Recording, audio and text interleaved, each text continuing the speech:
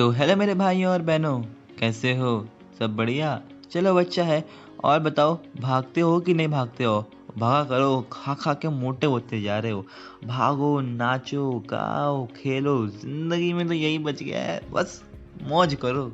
और हमारे वीडियोस भी देखते रहो।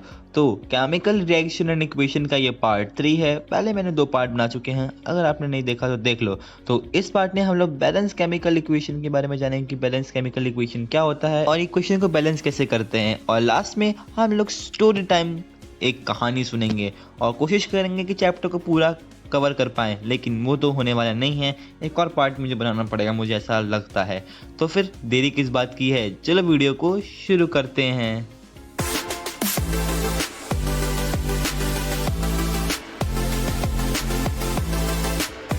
तो इसी के साथ अब हम देखते हैं बैलेंस केमिकल इक्वेशन क्या होता है। तुम्हारा तो पता नहीं, बट जब मैंने पहली बार इसका नाम सुना था तो मेरे दिमाग में आया था कि 2 डंडे होंगे और बीच में एक रस्सी बंधी होगी और एक सुंदर सी लड़की होगी जो उसमें बैलेंस कर रही होगी एक डंडा पकड़ के।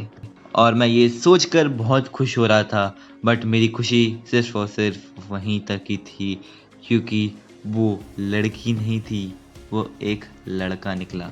और तुम यकीन नहीं करोगे, मैंने पता है कहाँ कहाँ तक सोच लिया था कि उस डंडी की जगह जो उसने पकड़ा हुआ है, काश मैं होता तो मेरा दिल गार्डन गार्डन हो जाता।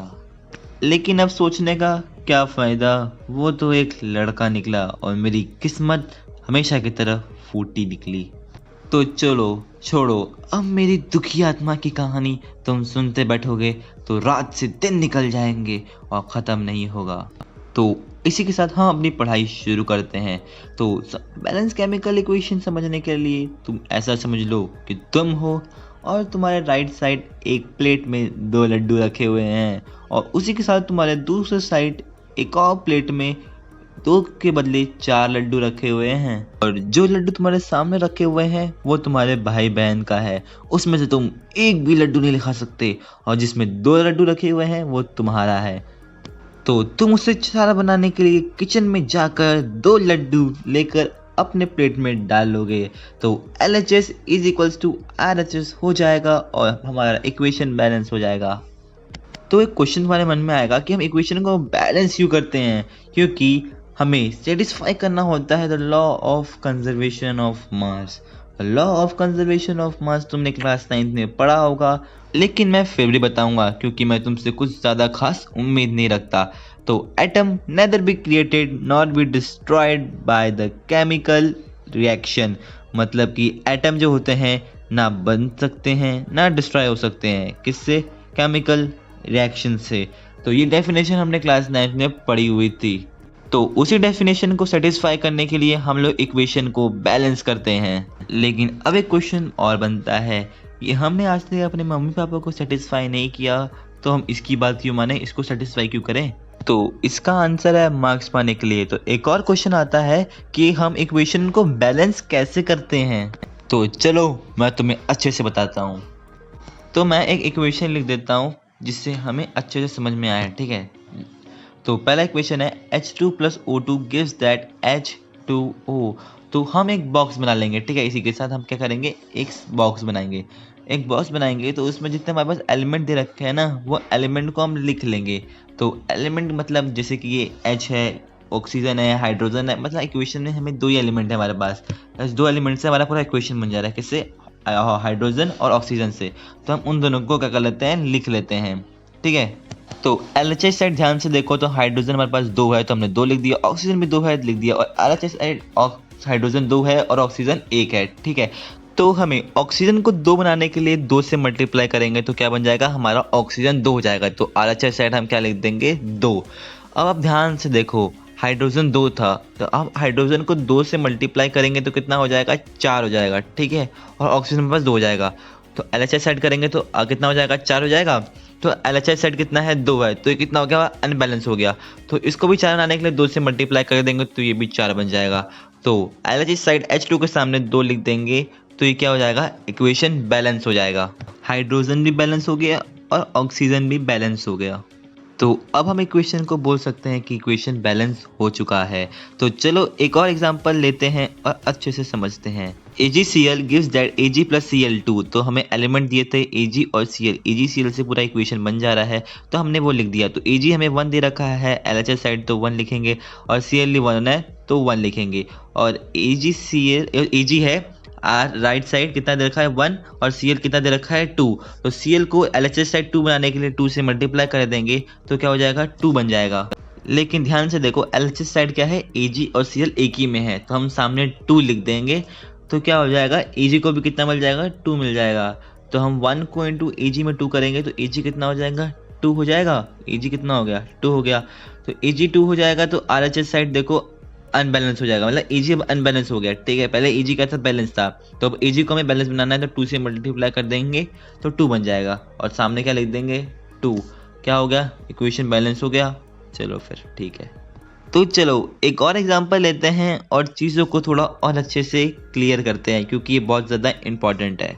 तो Fe plus H2O gives that Fe3O4 plus H2। तो देखो हमें सारे एलिमेंट दे रखे हैं, मैंने सारे एलिमेंट लिख दिए और जितने जो जो हमें दिया था Fe1 Fe3 H2 कितना दे रखा है, जितना भी दे रखा है ये सब वो सब मैंने लिख दिया है। तो अब हमें इसे बैलेंस करना है तो ठीक है चलो शुरू करते हैं हमसे बैलेंस करना। तो LHS साइड Fe1 था तो हमने इसको 3 करने के लिए 3 से मल्टीप्लाई कर दिया तो क्या हुआ Fe बैलेंस हो गया।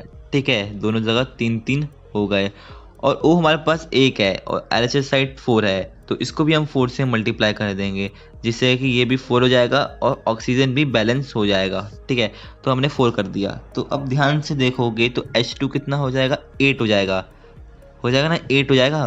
तो 4 इंटू 2 कितना होता है 8 ही होता है। तो H2 कितना हो गया 8 और ऑक्सीजन कितना हो गया 4। ऑक्सीजन तो क्या हो गया बैलेंस हो गया। अब RHS साइड हमें भी क्या करना है 8 लाना है तो हम 4 से मल्टीप्लाई कर देंगे तो कितना हो जाएगा 8 हो जाएगा। तो Fe भी हो गया हमारे पास बैलेंस, ऑक्सीजन भी बैलेंस हो गया और हाइड्रोजन भी बैलेंस हो गया। तो इसी के साथ हमारा ये केमिकल इक्वेशन भी बैलेंस हो गया है। तो मैं उम्मीद करता हूँ कि आप लोगों को अच्छे से समझ में आ गया होगा।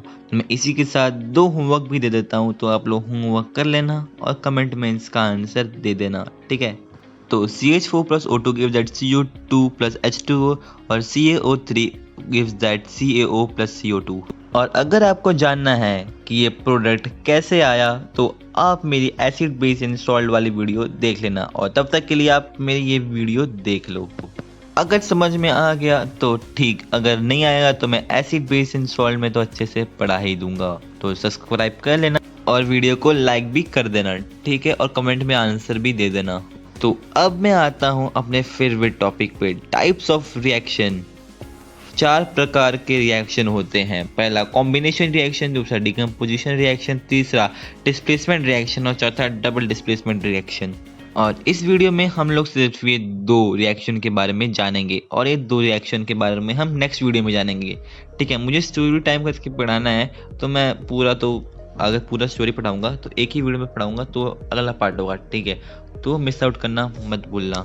और मैं कॉम्बिनेशन और डिकम्पोजिशन रिएक्शन को इसी पार्ट में पढ़ाऊंगा और इसका डेफिनेशन लिखवाऊंगा, अगले पार्ट में नहीं। ठीक है, तो चलो इसी के साथ अपना स्टोरी टाइम वीडियो शुरू करते हैं। तो तुम चाहो तो अपना फ़ोन साइड में रख दो और सिर्फ मेरी बातों पे ध्यान दो और अपना हेडफोन फुल वॉल्यूम पे रख लो और आराम से बेड पे लेट जाओ। ठीक है, और चीज़ों को इमेजिन करो। और हाँ, हेडफोन लगा कर ही सुनना और माँ बाप से दूर, वरना मत बोलना कि जूते पड़ गए, पहले ही बता दे रहा हूँ। तो बात है उस ज़माने की जब एक लड़का और एक लड़की दोनों रिलेशनशिप में थे और वो दोनों एक दूसरे के साथ बहुत खुश थे।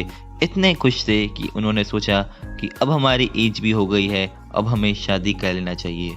तो फिर कैसे दैसे न जाने कैसे उन दोनों ने शादी कर ली। तो वो दोनों बहुत ज़्यादा खुश होने गए। और एक बात बता दूं, जब शादी हो जाती है तो 2 जो बॉडीज़ होती है ना, हमारा एक लड़का और एक लड़की, वो क्या हो जाते हैं, एक हो जाते हैं। ठीक है, उन दोनों को एक ही बोला जाता है, बस बॉडी अलग अलग होती है। और शादी के पहले लड़का भी अलग होता है और लड़की भी अलग होती है। तो वो दोनों बहुत ज़्यादा खुश थे, लेकिन अचानक से उन दोनों के रिलेशनशिप में अंधेरा आने लग गया और वो दोनों अलग हो गए। मतलब कि डिवोर्स हो गया दोनों का।